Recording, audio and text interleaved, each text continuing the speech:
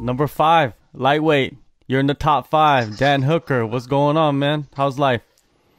It's good. It's not too bad over here in New Zealand. Bit of early Christmas holiday, so nothing to complain about. Definitely. Now, there was a rapper. He got slapped. You were at the event, UFC 248. Brian Ortega went over there, slapped the rapper, part of Korean Zombie's team. You've had your back and forth with the rapper before. I remember that. Whatever happened with that? Nah, nothing, bro. That's a bit of nothing, to be honest. I just had a couple beers one night. I had no idea who he was. I just tweeted, "What's a Wale?" He got all butthurt and upset about it. And I don't know. People love this sort of stuff. They love the internet fights. Yeah. I think he just got a little bit in his ego, right? Because you could not know about him. It's just like he's a rapper, so it's not like he was a fighter. Yeah, he's got good music too. I hear him on the radio. I don't mind, but hey, I'm a fighter. You're a show pony, mate. Relax. Stay in your lane. Stay in your lane. I was sitting next to them. I didn't see it because we have like a team prayer out back. Oh, we have like a team prayer out back. So I just missed it. Me and Volk, we went out back, and then my mate Christian, and then Alex's coach Joe was sitting there, and so they saw it. We missed out. I'm upset that I missed out on the slapping because I was right there. Did you feel any vibes, any tension in the area? Nah, I saw Ortega, Korean Zombie, and Korean Zombie's been talking a bunch of shit to Alex, but it's just like online stuff. Like Cejudo talks shit to Alex, and they apparently Cejudo's like messaging Alex like, "Hey man, I'm gonna do this." Like it's not. It's not how I do it, you know what I mean? There's no like secret DMs in the background, right? Nah, Dan Hooker doesn't secretly DM people like to set stuff up. Like if I'm gonna say something, I'm gonna say it. If I feel like doing it, I'm gonna do it. But yeah, like slapping the managers a bit, or slapping the interpreter when the pro fighter's sitting there, like he should have done it when Zombie was sitting there. That's all I'm saying. He lost some street cred, probably. Nah, it was only a slap. Let's be honest. It's only a little slap. That's was no punch. If he would have punched him, I think it would have been a different story. Yeah, I think he would have probably sued him. I'd see that coming, you know. Yeah, I don't even know because New Zealand no one can sue anyone. People can just go around slapping. If you get in trouble by the cops, but you ain't gonna get sued. So I've never been that worried about it. But when I'm in America, I'm thinking like, if I slap you, can you take all my money? Like, I'm not sure how the system works. Someone needs to explain that to me. I'm hesitant to slap stateside. What's the story? Well, it's a suing culture. If you go there and you watch TV, there's so many commercials out there like, have you been wronged? Did somebody do something wrong to you? You know, I'm the man for the job, and these lawyers are out there ready to sue everybody for everything. Madness. Yeah, or when I was in Denver, you'd watch TV and it's like, have you been in a car accident? I'm going to get you some money. I was like, that's not how it works over here. You just get in a car accident and then that's it. No one gets any money. Yeah, you'd let the insurance company take care of all of that. It's your one option. I was looking at New Zealand, and there's these levels of lockdown that you guys have. It's like a protocol. Can you explain that?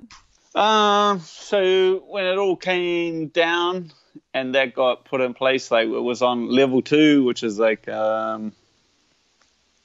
keep distance from people, like all different guidelines. And then we went like a couple of days later, or like 3 or 4 days later, we went straight to level 4, which is like a full lockdown. So last Thursday in New Zealand, we pretty much went into like a full lockdown, which is all non-essential businesses are shut down. So my gym got all shut down. We closed the doors. CKB had already shut. But yeah, pretty much you're supposed to stay in your house and only go out to, you can only go out to exercise and keep your distance.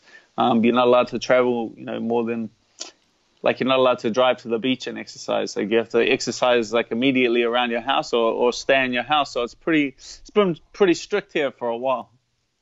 So for yourself, are you training at home, or are you just taking this time to just relax and spend time with family? We don't just relax. That's I think it's like in your nature. Like you're gonna find a way. You know.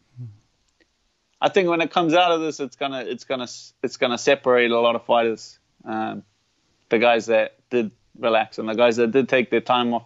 So like time will tell. Yeah, I honestly think you're not gonna be able to tell from social media who's gonna be ready to go and who's not gonna be ready to go.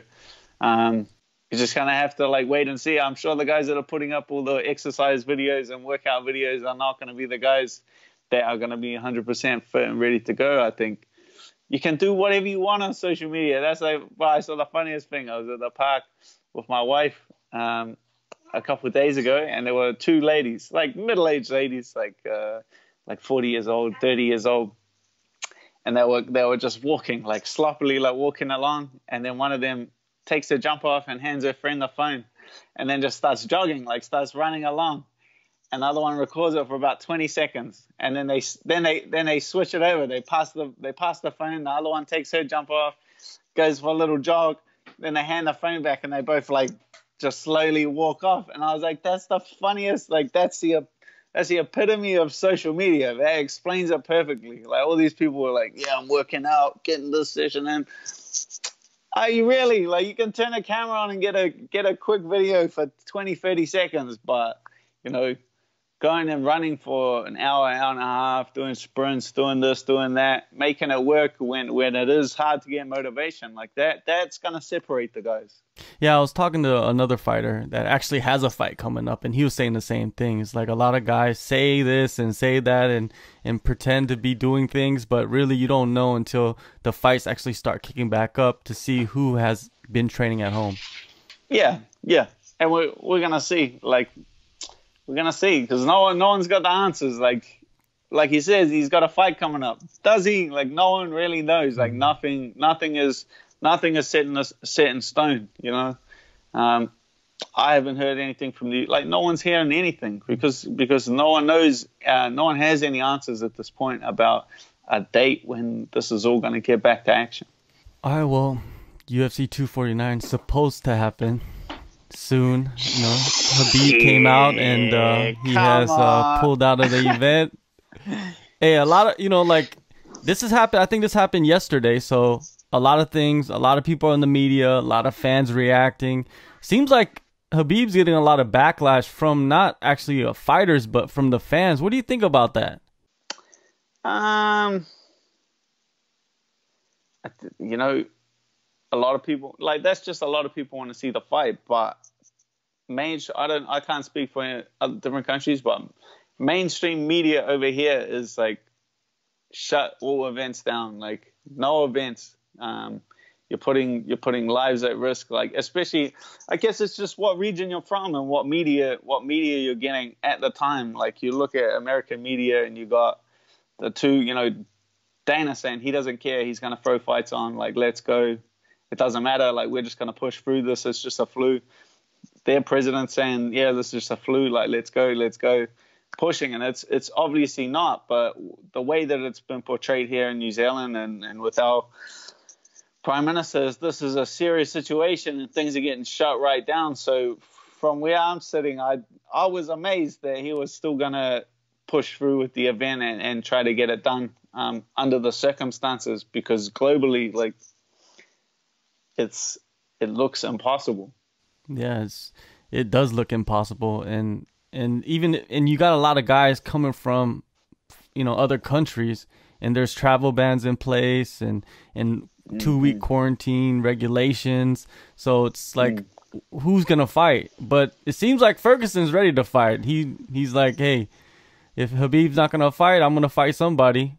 But at the same time, is it smart to fight somebody else? It's hard to tell, like, because let's say a guy like Tony has a super small camp, like his camp. It appears like it's not that many people. It's like super small, and he does a lot of the stuff by himself with a handful of training partners. So his camp doesn't look like it would be affected that much, you know. But then you look at Khabib's camp. I'm not surprised he withdrew from the fight. You know, the way things are going in California, the reports leading into that is that he was going to the gym, like it was illegal to have more than one person in the gym. So he can't even have his coach in there holding pads for him. What's he going to be doing in the gym? What's he going to be running around in circles and doing push-ups and shit? Like, that's not how you prepare for a UFC fight. Like, it got to the point where I was just like, do you want to see it under these circumstances? Do you want to see it when guys haven't been trained? And Khabib is not the type of guy to fight at like half prepared or half measured. And you can see that throughout his career, unless he's motivated, unless he's fit, unless he's healthy, there's no reason to fight. And he has the golden ticket. The golden ticket's the belt. They have to, you can do whatever you want when you have the belt. You get to dictate when and where you fight. Same thing with Vulcan. They're still teasing UFC Perth, and he's just like come down and said, like, look, I'm not training at the level that I need to be training at. I'm a wait. Because you have the belt. They have to come. That paycheck is always going to be there as long as you have that golden ticket. So I'm not surprised that the champions are waiting this out and seeing how things play out. But there'll be a lot of fighters that are hungry to fight, because that's a bunch of cards that have been pushed back. That's a lot of fighters without a paycheck, which they perhaps were relying on. So it's gonna be interesting times. Ferguson, he comes out, he's like, hey man, you need to strip Khabib of his belt. That's kind of ridiculous in many ways, right? Nah, they can't strip. That's terrible PR to strip a champ because of a global pandemic and travel bans. Where you're supposed to leave a country you can't leave, be quarantined for 2 weeks, fight in an undisclosed location, fly back into a country which you can't get back into, and then quarantine for another 2 weeks. This is going to be, I feel like this is going to be what it's going to be like for like the next, even when these cards start getting put together and we start getting fights ahead, we're going to have to go to these places like 2 weeks earlier and be quarantined with our teams. And then we're going to have to come back. And when we get back in here, we're going to have to quarantine for another 2 weeks. So then a fight is going to take, like a single fight, 15 minutes, 25 minutes. It's going to take a month of your life, which is, you already put 3 months into the training camp, another month just in this bullshit. You know, that's 4 months of your life for a single fight. Also, it's a massive financial burden for everybody, especially the fighters. Yeah, this is a massive financial burden for just everyone. I don't think fighters are in a different position. It's going to come down to who can balance their checkbook and who can't. That's what it's going to come down to. Who looked after their finances. And that doesn't matter if you're a plumber, an electrician, a builder. If you're shit with money, you're going to have no money. It's the same with fighters. There are going to be some fighters that are shit with money. There's going to be some fighters that aren't and have got everything in order. So I think that's not a fighter-specific problem. That's a global issue. Now, you are sitting at number 5. You know, there's Khabib, Ferguson, Gaethje, and then you got Conor. Come on, Conor at number 3. Like, I'm a guy that thinks that Conor shouldn't even be ranked. What do you think of that number 3 spot? Nah, come on, my guy. You don't think that, do you? I think, but he fought it's good for the welterweight. It's good for the division, right? Like, people, they had a lightweight fight at 170. That's just what we all walk around, and that's fine. I got no issue with that. Anyone wants to fight at 170, we can fight at 170. I got no problem with that. It's good for the division. Like, you're talking to your average Joe off the street, like, barely knows what the UFC is altogether. You know what I mean? And you say, oh, what division? You say Conor McGregor's division, or Dan fights in Conor McGregor's division. They're, oh, wow. Like, their eyes are open. So he's good for the division. That's the biggest name in the sport, like it or not. That's the biggest name guy in the sport. It's good that he's in the division. He brings a lot of eyes to the division. It's an already exciting division, but he just adds adds those extra eyes.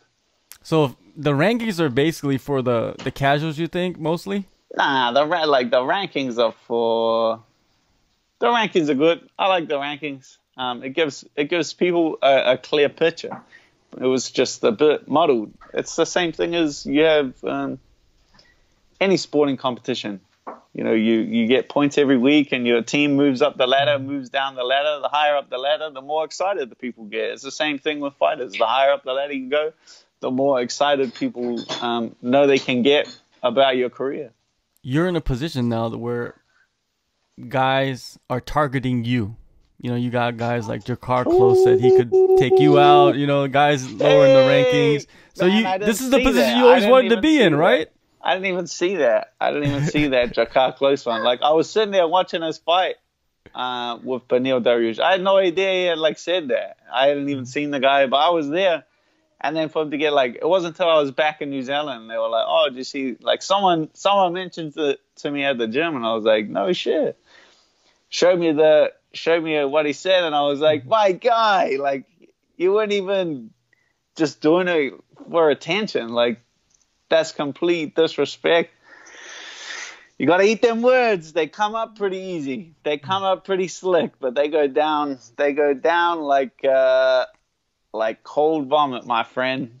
Another guy, Dustin Poirier, you know, you agreed to fight him at UFC San Diego, but I think today they put down the ruling that every show in California is shut down. So basically San Diego is shut down. They're probably going to find a new location if they can. Well, you think they should just bring it to New Zealand again?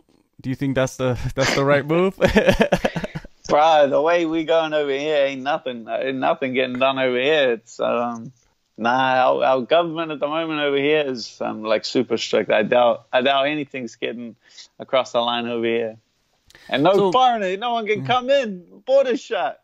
Yeah, like everywhere, almost everywhere it is shut, or at least if you're coming from certain countries, it's shut down. Then, what's your schedule every day in this lockdown era?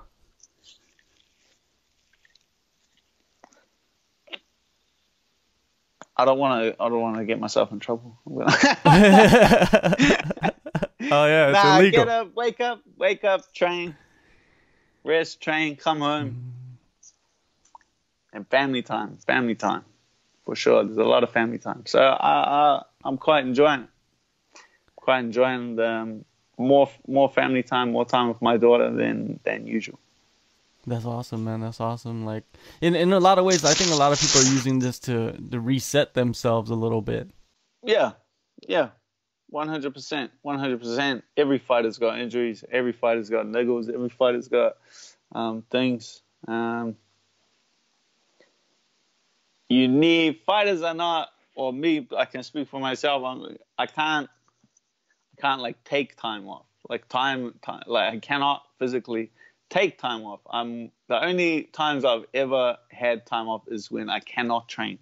When I have such a severe injury that I cannot physically train, or I'm so sick I cannot physically train. So this is another one of those positions where you cannot fight. You know, you cannot go to these big sparring sessions. You can't push things real hard. You can't, you're gonna have to refuel that inner motivation, because everyone can be motivated for a short period of time, but maintaining motivation over a longer period of time is something that's incredibly different. So it's going to be, when this all kicks back off, it's going to be exciting times, because you're going to see everyone's going to be extremely motivated. I think there's going to be some incredible fights when things kick back into action. You are a gym owner, so you got a lot of guys that you train and just customers that you train, and they look up to you. The community in New Zealand looks up to City Kickboxing. There's a lot of kids that look up to you, Israel and Kai, and everybody at the gym, basically. And then you got a guy, one of the biggest names in the sport, John Jones. You know, he keeps getting arrested, and I'm pretty sure the kids, they know that, right? They're watching the MMA news. What do you tell these kids or these people that look up to you, the up-and-coming guys, when the biggest guy in the sport, one of the biggest guys in the sport, is getting arrested, but nothing really happens to him?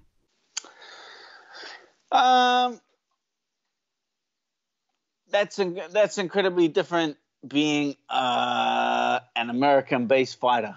That's something that younger fighters from other regions of the world need to understand, is that if you were to do one of the myriad of things that John Jones has done, you won't get a visa in the US. So your fighting career dies then and there. The UFC is not going to sign a guy that can't fight stateside.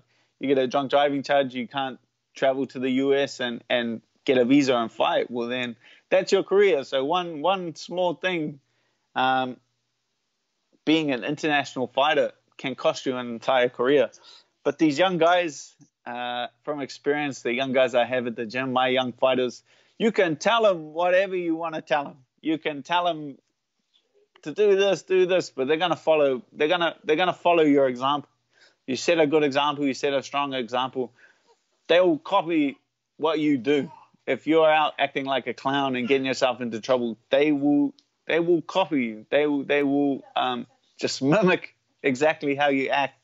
So you have to be aware of that. So I think just being aware that they're gonna do what you do, not do what you say. For you, are you just set on Dustin Poirier, or do you feel like there's other fights that you can take in that division? It just depends on how it works out in the next couple of months with the pandemic. I hope Tony and Gaethje fight.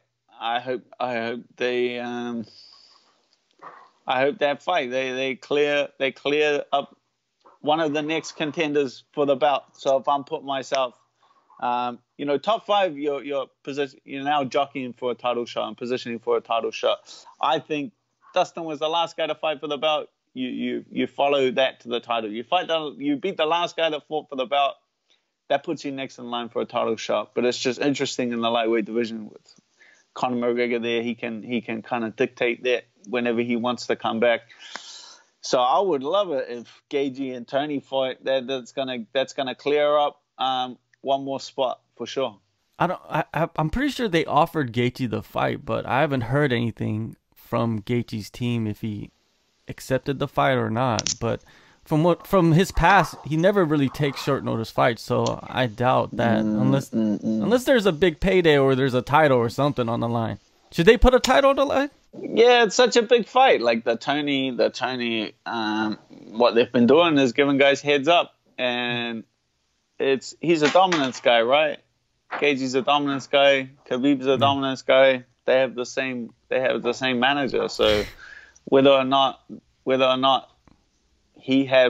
Ali had more forewarning of this than everyone else, and he may have gave Gaethje the heads up because he's not known as a short notice guy, and he's come out and said that he needs a full 12-week camp if he's going to get in there and throw down. So, which I can understand.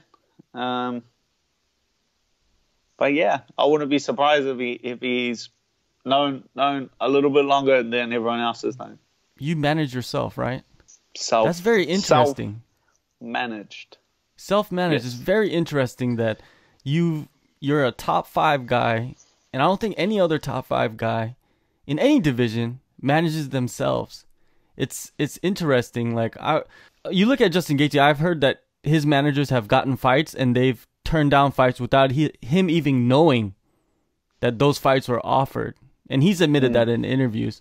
For yourself, it's like everything comes directly to you. So it's like you've built this great relationship directly with the matchmakers, right? It's business. It's a business relationship. I wouldn't say. That's what I mean. It's That's what I mean. Yeah, like it's an amicable business relationship with the UFC. It's just something that I've done my whole career. I ended up messaging the matchmakers, got myself a shot inside of the UFC, and it's just continued. I'm pretty hands-on. Like I always wanted to see, and I always knew that I would be a coach after I was done fighting. So I for myself wanted to know the ins and outs of the entire business. I felt like if I was handing the reins of that off to a manager, and then I trained up a bunch of young champions, I wanted to get them inside of the UFC. I wanted to build them as future superstars in the UFC. I wanted to know how it's done. I wanted to know the ins and outs of the business. I didn't want to get them to the UFC and then have to hand the reins over to some pen pusher who's taken 10, 20%. For what? For what? For forwarding emails And no shit, that's all it is. Like, they just forward emails. Like, it's really no rockets. I don't know why more guys don't manage themselves. If you're asking me, it's forwarding emails. It's really just, I don't know. They want to put like a buffer in negotiating between themselves and the matchmakers, because I don't know, maybe they don't like that kind of stuff so much. But I've always felt like I've got a fair shake. If I wanted more, I would ask for more. And I'm not naive to the industry. I just want what the next guy's getting. I don't want Conor McGregor money. I'm not asking for too much. I just want what the guy next to me is getting, what the guy who's just in front of me is getting, what the guy just behind. Like, as long as I'm getting that, I'm happy, man. Definitely, man. You have been very successful, man, with the way that you've ran your career, and I'm very impressed by how you did it all on your own. And I think a lot of fighters, if they should do that. I don't know why they don't, but I think they should. Managers might not like that. They might not like me saying that, because I have to deal with managers myself to get interviews, but still.